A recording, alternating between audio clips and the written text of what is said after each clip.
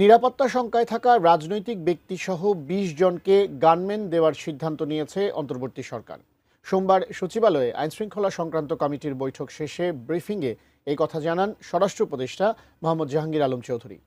কিন্তু সরকারের দেওয়া ওই গানম্যান প্রস্তাব প্রত্যাখ্যান করলেন গণ অধিকার পরিষদের সভাপতি নুরুল হক নূর এবং ডাকসুর ভিপি সাদিক কায়েম। কিন্তু কেন, জানাচ্ছেন এসআই রাজ।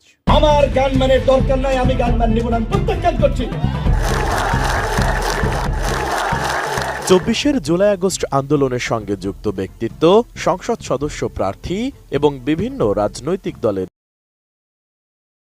শীর্ষ নেতাদের ব্যক্তিগত নিরাপত্তা নিশ্চিত করতে উদ্যোগ নিয়েছে অন্তর্বর্তীকালীন সরকার।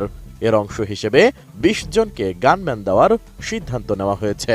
পাশাপাশি আত্মরক্ষার প্রয়োজনে ব্যক্তিগত অস্ত্রের লাইসেন্স দেওয়ার বিষয়টিও প্রক্রিয়াধীন।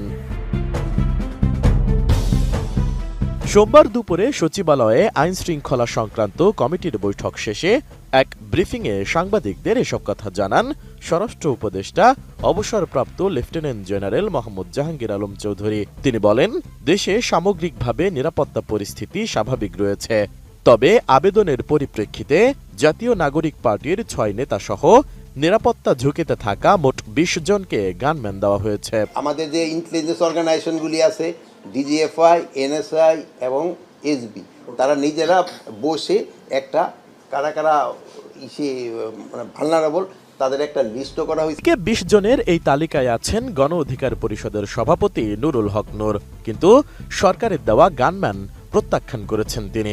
সোমবার ঢাকা বিশ্ববিদ্যালয়ের কেন্দ্রীয় ছাত্র সংসদ ভবনের সামনে ডাকসু হামলার ৬ বছর উপলক্ষে এক প্রতিবাদ সভায় কথা বলেন নূর। আমার গানম্যানের দরকার নাই, আমি গানম্যান নিব না, প্রত্যাখ্যান করছি। ডাকসুর সাবেক এই ভিপি বলেন, যেই সরকারের আইন শৃঙ্খলা বাহিনী জনসম্মুখে পোশাক পরিহিত অবস্থায় নিজ কার্যালয়ের সামনে হামলা করেছে, সেই হামলাকারীদের বিচার না হওয়া পর্যন্ত সরকারের দেওয়া গানম্যান আমি প্রত্যাখ্যান করছি। আমার গানম্যানের দরকার নাই, আমি গানম্যান নিব না, প্রত্যাখ্যান করছি। এবং সরকারকে বলতে চাই, গানম্যান দিয়ে গুলি কয়েক ব্যক্তিকে নিরাপত্তা দিয়ে দেশকে নিরাপদ করতে পারবেন না। গোটা দেশের মানুষের নিরাপত্তায় সরকারকে ঢেলে সাজান, আইন শৃঙ্খলা বাহিনীকে ঢেলে সাজান।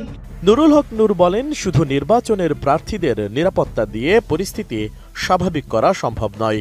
আইন শৃঙ্খলা পরিস্থিতির উন্নতি না হলে ও নিরাপদ ভোটের পরিবেশ তৈরি না হলে ভোটাররা ভোট কেন্দ্রে যাবে না। প্রার্থীদের নিরাপত্তা দিলেন, ভোটাররা নিরাপদ ভোট না করলে তো কেন্দ্রে যাবে না।